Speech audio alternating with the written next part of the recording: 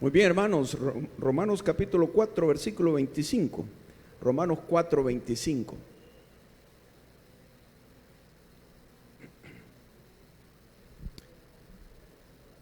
Padre, gracias, Señor, por poder abrir tu palabra. Que tu Espíritu Santo nos guíe para que sea claro a nuestro entendimiento, Señor. Y que podamos ver cosas que van a fortalecer nuestra fe en ti. Nos van a revelar más conocimiento de ti. Que nuestras vidas sean transformadas, Señor, y llevemos ese fruto del Espíritu. Pedimos pues que tu nombre sea glorificado y que aquellos que aún no te conocen puedan ser tocados por ti, Padre. En el nombre de Jesús te lo pedimos. Amén. Muy bien, hermanos. ¿Existe otra vida? Bueno, nosotros sabemos que sí, ¿verdad? Pero es una gran pregunta y la pregunta más importante de la vida. Lástima que pocos se interesan en investigarla. Muchos, pues quizás lo dejan, no les gusta pensar mucho en eso y no quieren perturbarse la vida, esta vida. Siguen viviendo como que esto fuera todo. Pero es algo que hay que resolver e investigar. Pero ¿cómo podemos hacer? ¿Qué es lo que hay en la otra vida? Los escépticos dicen que no hay nada, que esto es todo, ¿verdad? Porque ellos se basan en lo que ven con sus ojos físicos. Ahora, que puedan comprobar que no hay otra vida, no pueden hacerlo. Así que de alguna manera viven por fe, creyendo lo que no ven, ¿verdad? Ahora, ¿qué dicen otros? ¿Qué dicen otras religiones? Bueno, algunos dicen que hay reencarnación. Esto quiere decir que cuando alguien muere se reencarna. Algunos creen que en animales, otros en seres humanos. Y esto podría existir la posibilidad de que si muere alguien, pues reencarnó en un sapo. Y algún día le va a pasar la llanta de un carro encima y ahí terminó, ¿verdad? Sí, hasta eso llega. Que alguien puede reencarnar en animales, en hormigas o lo que sea. Ahora, ¿cómo lo comprueban? No hay manera. ¿A quién se le ocurrió? ¿A alguien se le ha de haber ocurrido? ¿Lo contó? ¿Les pareció a los demás? ¿Les dio algunos sus pseudo verdades? Pseudo, no son verdades, pero razonamientos, y la gente creyó y eso se extendió, ¿verdad? Existe el paraíso de las 72 vírgenes para hombres, ¿verdad? Cuando usted se salve, llega a un paraíso donde va a tener 72 vírgenes, o sea, va a ser una orgía permanente todo el cielo, así. Otros dicen, pues es el cielo bíblico, pero hay un lugar intermedio donde primero tienes que ir a pasar unos años quemándote para ganar los méritos para pasar al cielo. ¿Cómo lo comprueban? No hay manera, ¿verdad? A alguien se le ocurrió, pero en realidad, ¿qué es lo que hay en la otra vida? Bueno, hermano, para esto tenemos que basarnos en un testimonio fidedigno, alguien que de verdad sea confiable y que tenga la autoridad para hablar de lo que hay del otro lado, porque de ahí que nosotros digamos, quiero verlo primero, no va a suceder, lo vamos a ver, pero hasta que muramos. Pero esto hay que saberlo antes de morirse. Entonces no hay manera de hacer un viaje y volver de nuevo, es decir, pues sí, existe. De modo que hay que creerlo aquí. Pero ¿quién es el único en quien podemos confiar, hermanos? Eso vamos a ver esta mañana. El único en que podemos confiar, y porque no solo lo dice, sino que lo ha demostrado en toda la historia humana, es Jesús de Nazaret, el Hijo de Dios. Palabras de vida eterna. Y esto quiero que veamos en esta mañana. Vamos a leer capítulo 4, un poquito antes del versículo 25, está hablando de Abraham, cómo Dios se le reveló a Abraham, Él lo indujo, Dios, a que Abraham viviera por fe, igual que con nosotros, que creamos que lo que Él dice es verdad. Dios no te va a mostrar físicamente, pero te va a hablar en el entendido que tú confías que Él no te va a mentir, que Él es fiel. Y este es el padre Abraham, del cual todos nosotros somos, dice, hijos, si seguimos las pisadas de fe que él tuvo. Entonces dice en el versículo 19, y no se debilitó en la fe al considerar su cuerpo que estaba ya como muerto, siendo de casi 100 años o la esterilidad de la matriz de Sara. Dios le dijo, vas a tener un hijo. Su esposa tenía 75 años, siempre había sido estéril, y Abraham se preguntaba ¿cómo? Pero Dios es poderoso y le creyó a Dios. Dice versículo 20, tampoco dudó por incredulidad de la promesa de Dios, sino que se fortalecía en fe, dando gloria a Dios, plenamente convencido de que era también poderoso para hacer todas las cosas que había prometido, por lo cual también su fe le fue contada por justicia. Cuando Abraham le creyó a Dios, sus pecados fueron borrados y él ya no fue más pecador, sino que fue justo por haberle creído a Dios. Versículo 23, y no solamente con respecto a él se escribió que le fue contada, sino también con respecto a nosotros, a quienes ha de ser contada, esto es, a los que creemos en Él que levantó de los muertos a Jesús, Señor nuestro. Clave y definitivo para salvarse es creerle a Dios que levantó de los muertos a Jesús. Pero no es un mito, es algo comprobado. El cual fue entregado por nuestras transgresiones y resucitado para nuestra justificación. Quiero ver 4 cosas que hay en este último versículo. Lo primero de ellos, bueno, al final del versículo anterior dice, el que levantó de los muertos a Jesús, Señor nuestro. Jesús, Señor nuestro. Señor nuestro. Esto es importante tenerlo en cuenta. O sea, pueden ahí cambiar, hermanos, porque esto no me funciona.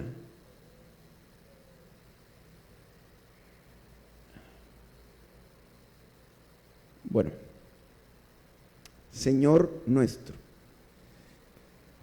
Hay señores, a usted le pueden decir señor, ¿verdad?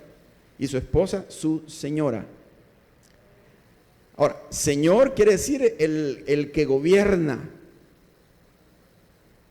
Pero usted lo que gobierna es su casa. Por eso es señor. Pero el Señor, y es un título que constantemente se le da a Jesús, Kurios en griego, es el mismo título que se le aplica a Dios Padre, a Dios, el Kurios. A Jesús se le llama el Kurios también, el Señor. A ningún profeta se le llamó el Señor. A ningún apóstol se le llamó el Señor. A nadie en la Biblia se le ha llamado el Señor. Eso nos muestra que Jesús está por sobre todos los personajes bíblicos, profetas y lo que sea. El Señor. Ahora, esto es un tema largo que hablar.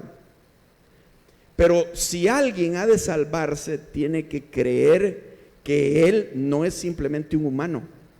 Él es 100% humano, pero es 100% Dios. Jesús está sobre todos. Él es el Señor. Y los discípulos entendieron esto. Esto no es figurado, es simbólico, porque a veces los críticos se agarran de algún detalle, de algún texto supuestamente que pueden utilizar de la Biblia para contradecir esto.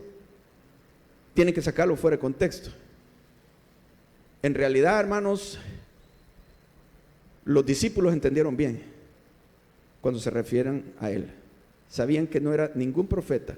Quienes estuvieron cerca de Él, cuando por ejemplo, Jesús se aparece y se le revela, le cuentan a Tomás, que no estaba en ese momento, que Jesús se apareció resucitado. No fue la única vez, se apareció muchas veces resucitado, pero de las primeras veces. Entonces le cuentan a Tomás y Tomás dijo, hasta no ver, no creer. Más adelante se le aparece a Tomás, ya resucitado, y le dice, Tomás, acerca tu mano y métela aquí en mi costado. Ahí donde la lanza lo traspasó, toca sus manos traspasadas y no seas incrédulo. Y Tomás reacciona y le dice, y dice la escritura literalmente, respondiendo, le dijo, ¿qué le dijo? ¿Alguien se acuerda? Señor mío y Dios mío. Ahora, podría venir alguien y decir, no, pero eso se lo estaba diciendo a Dios, ¿verdad? Como cuando alguien sorprendido de algo dice, Dios mío, ¿verdad? No, lean bien. Dice ahí, respondiendo, le dijo. ¿Con quién estaba platicando? Con Jesús estaba platicando. Y esa respuesta es a Jesús.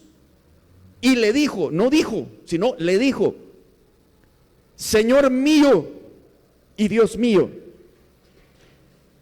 ¡Wow! Esto, hermano, no se le aplica a nadie. Jamás se le ha aplicado a nadie sobre la tierra.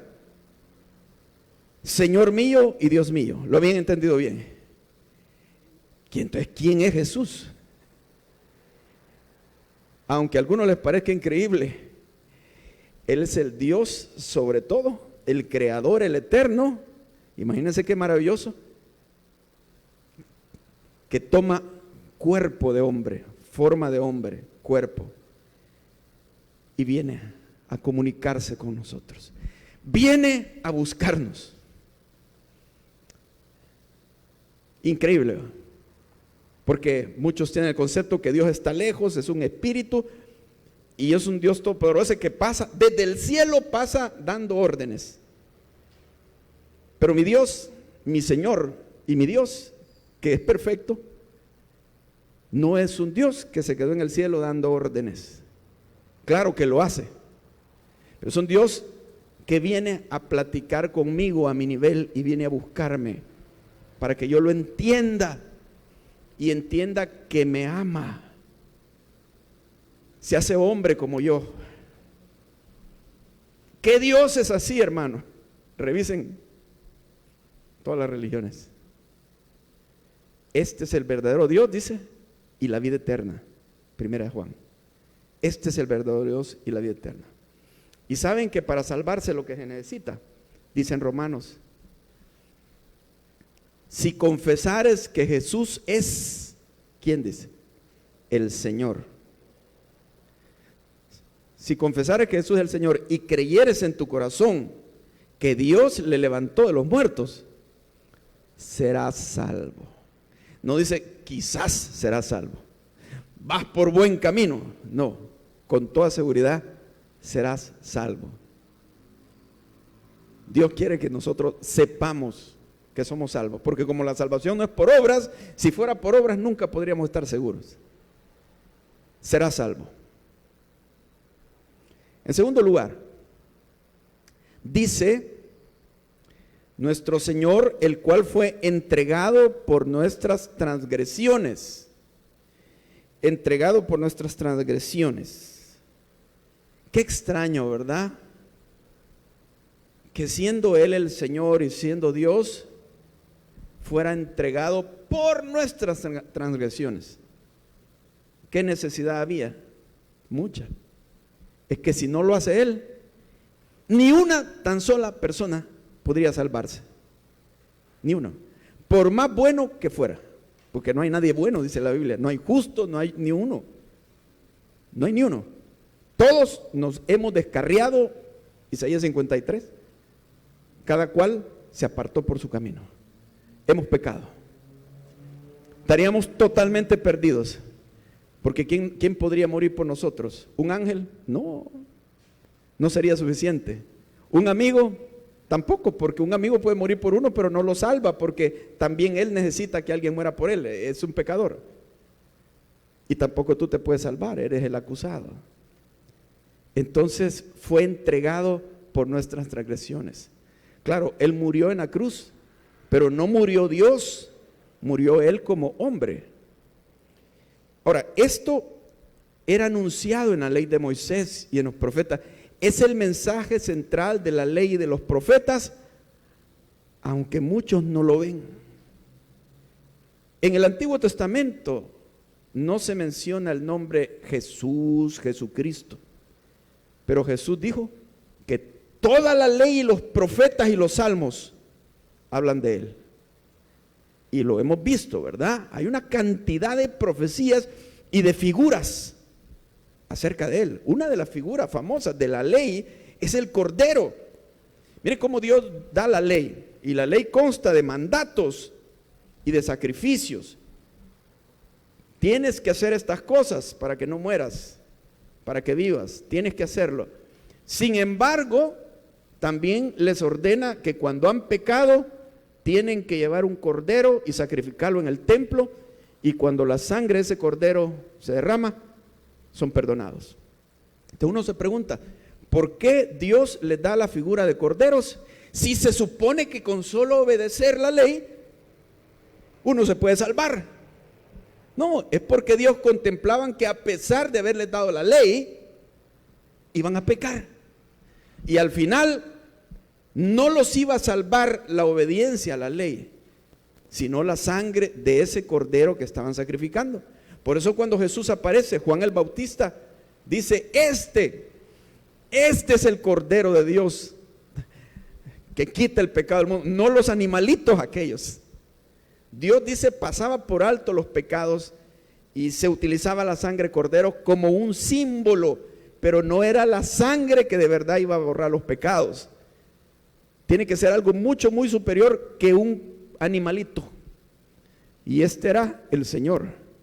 Él tiene todo el crédito, todos los recursos para que su muerte sirva para salvar. Qué difícil estaba la salvación, hermana. Qué difícil. O sea, imposible para el ser humano salvarse. La caída destrozó a la raza humana, casi ya sin esperanza ninguna. Tenía que hacerse algo drástico para salvar a los seres humanos.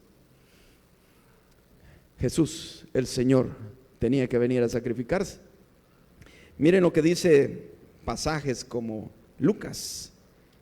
Este pasaje donde Jesús les habla de cómo la ley y los profetas lo anuncian a Él.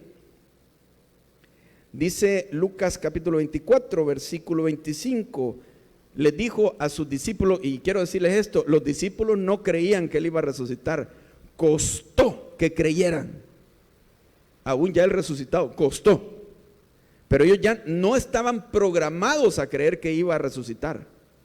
Es que nadie lo ha hecho. Es imposible, nunca ha sucedido. ¿Cómo va a ser posible que va a resucitar? Entonces les dice, oh insensatos y tardos de corazón para creer todo lo que los profetas han dicho. No era necesario que el Cristo padeciera estas cosas y que entrara en su gloria. Versículo 44, Él les dijo, estas son las palabras que os hablé, estando aún con vosotros, que era necesario que se cumpliese todo lo que está escrito de mí. ¿A dónde? En la ley de Moisés, en los profetas y los salmos, o sea, todo el Antiguo Testamento. Miren, cualquiera puede venir y decir, yo soy un profeta. Inclusive yo soy Dios. Cualquiera lo puede decir. Pero Jesús dijo, si yo doy testimonio de mí mismo, mi testimonio nada vale. Y aún Él, testificando de sí mismo, diciendo yo soy Dios, yo soy el Señor, mi testimonio nada vale. Y dice que si su testimonio nada vale, pero hay alguien que da testimonio de mí, dice, es el Padre. Ahora, si alguien dice yo soy un profeta, cualquiera lo puede decir, pero el punto es que el Padre respalde lo que se está diciendo, que Él lo diga. ¿Y cómo lo dice? Profecías de siglos y siglos. Nadie trae ese respaldo, hermano, de profecías. Y otro, nadie puede hacer los milagros que Jesús hizo. Y les dijo, si no creen en mí, les digo a los judíos, crean por las mismas obras. Esas obras los guíen a creer en mí. Los milagros. Busquen quién ha hecho milagros. Mahoma dijo que había hecho 2 milagros, ¿verdad? Uno que había volado en una mula a Jerusalén. Se fue volando en una mula, dice él. Nadie vio eso. Eso es lo que él dice, ¿verdad? Los milagros de Jesús eran ante sus acérrimos críticos. Judíos que estaban esperando agarrarlo en algo. Nunca pudieron desmentir sus milagros. Lo único que decían, no, es que este hombre por el diablo es que hace esas cosas. El poder del diablo es el que actúa. Es lo único. No se podía desmentir. Busquen en la historia. Por lo tanto, ningún hombre tiene la autoridad de Jesús de Nazaret. A él he de creer. Entregado. Alguien dice, pero mira, ¿por qué tiene que sacrificarse? Si Dios puede perdonar con solo que le pidas perdón, que Dios puede hacerlo. Ok, te perdono, pero no hay necesidad de que alguien sea brutalmente torturado y muerto para perdonarte, dicen. Pero entendamos esto, Dios es perfecto y justo. La ley de Él es perfecta y justa. Cuando esa ley ha sido quebrantada, tiene que haber una reivindicación de esa ley. Tiene que haber un pago. No se puede perdonar así nomás, hermano. Ahora, nosotros hemos recibido el perdón gratis, pero lo de gratis es para nosotros, pero no ha sido gratis. Eso tiene un alto precio pagado por Él. Esto es, hermanos, como que tú vas, bueno, en tu trabajo,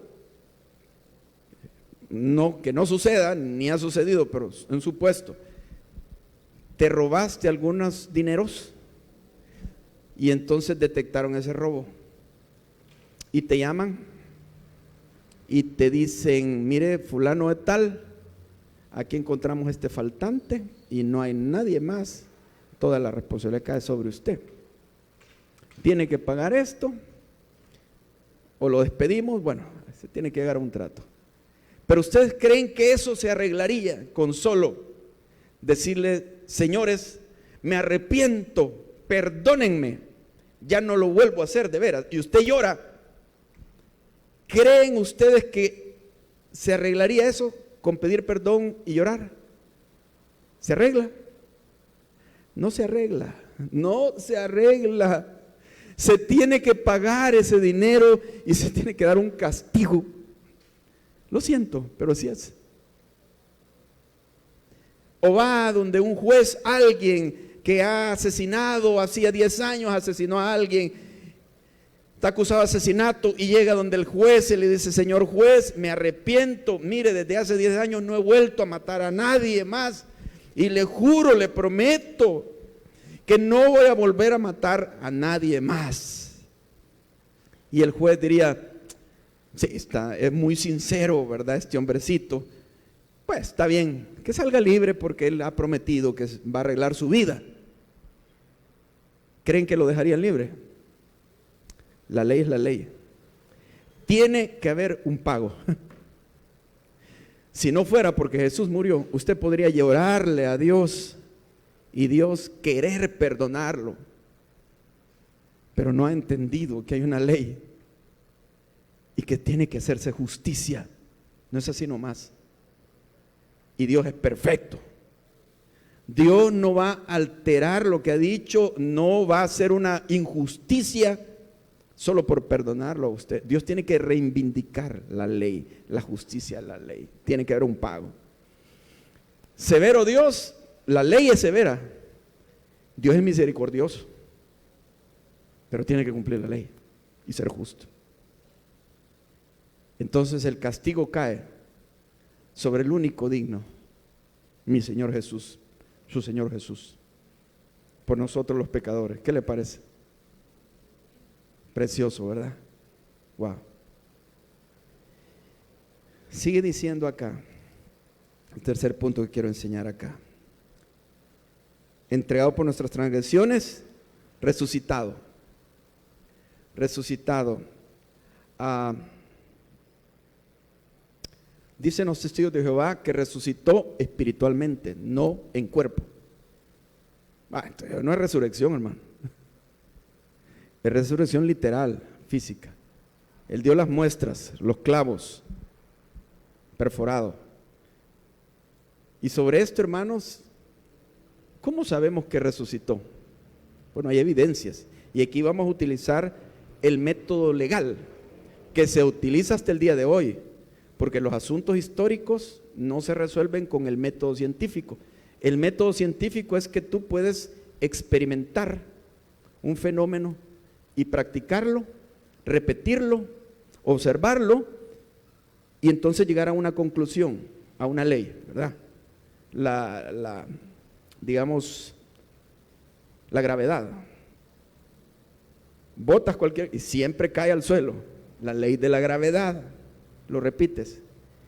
Pero lo que son eventos históricos no puedes utilizar, no puedes repetir la misma escena. Entonces en los tribunales se utiliza el testimonio, la declaración de testigos hasta el día de hoy. Y es válido, así se comprueba la historia. Entonces, ¿cómo vamos a comprobar la resurrección de Jesús? Uno, los testigos. Si ustedes ven en la historia, no creían que Jesús iba a resucitar, y Él se los decía, no creían. De tal manera que cuando Él se apareció a las mujeres primero, los hombres creyeron que era un cuento de las mujeres. Las mujeres dicen que ha resucitado, así dijeron los discípulos camino de Emaús. Cosas mujeres se imaginan, ¿verdad? De ahí a los de Emaús se les apareció, iba a la par de Él y no lo reconocían. Creímos, Dios, Jesús, varón profeta. Varón profeta, solo profeta. ¿Qué les pasa? Varón profeta, creímos que Él había de redimir a Israel. Y ahora ya son 3 días. Las mujeres dicen, pero no hemos encontrado el cuerpo. ¿Qué les dice? Se enojó con ellos. Oh, insensatos y tardos de corazón para creer lo que los profetas han dicho, todas las escrituras. Y comenzando desde Moisés y todas las escrituras les enseñó lo que decían de Él, les hizo entender. Y allí creyeron, pero ellos no creían. Cuando Jesús se les aparece, dice la Biblia, con pruebas indubitables, lo veían, platicaban con Él. Y Él inclusive les dijo, para que no crean que soy un espíritu, tráiganme algo de comer. Le llevan pedazo de pescado y miel por ahí. Y comió. O creo que solo miel en esa ocasión. Más adelante come pescado con ellos. Dice, un espíritu no come, les dice. Soy yo mismo. Y ¿saben qué? Estos discípulos murieron afirmando que Él había resucitado. Nadie muere por una mentira. Sí, personas mueren por una mentira creyendo que era verdad. O sea, engañados mueren. Pero alguien que sepa que algo es mentira, cuando lo van a quemar, cuando lo van a incendiar por lo que está diciendo, ahí dice mejor la verdad. No es cierto lo que les acabo de decir. No, es mentira, fue un fraude. Pero ellos murieron, dieron su vida afirmando, no podemos dejar de decir lo que hemos visto y oído. Sí resucitó. La tumba vacía hasta el día de hoy, ¿qué es? Una cueva. ¿Dónde está el cuerpo de Jesús? No está. Se levantó de los muertos. La tumba de cualquier hombre, cualquiera, ahí está. Bueno, algunos quizás murieron ahogados y el mar se los llevó. Pero alguien en tierra que lo tomaron su cuerpo, jamás se levantó. Otra cosa, Jesús dijo que iba a resucitar. ¿Quién ha dicho que va a resucitar? Nadie, hermano. Y que lo cumpla, nadie. Evidentemente Jesús resucitó. Y por último, dice,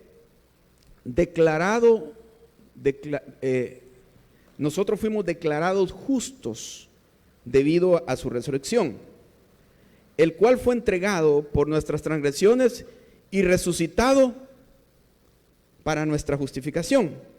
Ahora, resucitado para nuestra justificación. ¿Qué vemos en esto? Que era una obra completa, muerte y resurrección. No podría haber muerte y sin resurrección. Tenía que haber resurrección. Entregado por nuestros pecados. Ahí se pagaron. Resucitado para nuestra justificación. ¿Qué quiere decir justificación? Que somos declarados justos. Somos justos, ya no pecadores. Y eso implica salvos. Justos, salvos. Los justos son los que se salvan. Romanos 5:19 dice que por un hombre entró el pecado y la muerte pasó a todos los hombres, por un solo hombre, Adán. Pero también dice, por un solo hombre, Jesús, los muchos son declarados justos por la obediencia de uno solo. Así dice, por la obediencia de uno solo, de Jesús. La pregunta es, ¿y usted por qué es justo? ¿Por qué es justo? ¿Se considera justo y salvo? Sí. ¿Pero por qué? ¿Porque usted se ha portado bien? ¿Porque es bueno? ¿Porque se ha ganado méritos? No. Dice que es por la obediencia de Él. Qué precioso. Yo soy justo, pero no por mí mismo, sino por la obediencia de Él. Wow, fabuloso. Y resucitó para nuestra justificación. Eso quiere decir, hermano, que el hecho de que Él haya resucitado autentica, corrobora que ese sacrificio que hizo Él en la cruz fue efectivo, venció. Porque si Él no hubiera hecho bien todo el sacrificio necesario, tampoco hubiera resucitado. La cosa hubiera quedado a medias. El resultado final no fue lo que se esperaba. No resucitó. Pero si resucitó, Dios nos está diciendo, sí fue efectivo, logró la victoria. Entonces, si ustedes creen en Él, son salvos. Aleluya. La victoria, eso corrobora la victoria. Y además la resurrección, Romanos 1, por ahí por 1:4, vamos a ver, también nos está hablando de que con esa resurrección, Él comprueba que Él es quien dijo ser, el Señor, el Mesías, el Hijo de Dios. Dice Romanos 1:4 que fue declarado Hijo de Dios con poder, según el Espíritu de Santidad, por la resurrección de entre los muertos. Fue declarado Hijo de Dios con poder por la resurrección.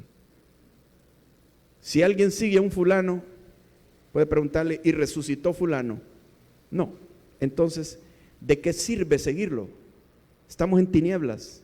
Como dicen en el libro de Primera de Corintios también. ¿Sabes? Con esto terminamos. 15, versículos 13 y 14. La conclusión lógica de todo esto. Dice, porque si no hay resurrección de muertos, tampoco Cristo resucitó. Y si Cristo no resucitó, vana entonces nuestra predicación, vana es también nuestra fe. Y en otro dice, comamos y bebamos porque mañana moriremos, no hay esperanza. Si no resucitó, es otra religión más de alguien que se inventó algo, que dijo que se le había parecido no sé quién, pero no resucitó. Entonces no hay comprobación cualquiera. Debemos de orar por las personas que aún están en tinieblas y creen en ídolos, estatuas o seres humanos que existieron, en quienes han depositado toda su confianza, pero esos individuos no resucitaron, hermanos. Hay tinieblas, profundas tinieblas. Pero gloria a Dios, el Señor resucitó. Hay que darle gracias, hay que valorar la salvación que nos ha dado, hay que valorarla. Ocupaos de vuestra salvación con temor y temblor. No quiere decir que nos la estamos tratando de ganarla, sino ya la tenemos. Y eso quiere decir que vivamos vidas auténticas de acuerdo a nuestra salvación, que vivamos totalmente para el Señor y que al vivir para el Señor y edificarnos en esta salvación, hermanos, vamos a tener el denuedo para hablarle a otros, para testificar y hacer discípulos. Vamos a orar en este momento.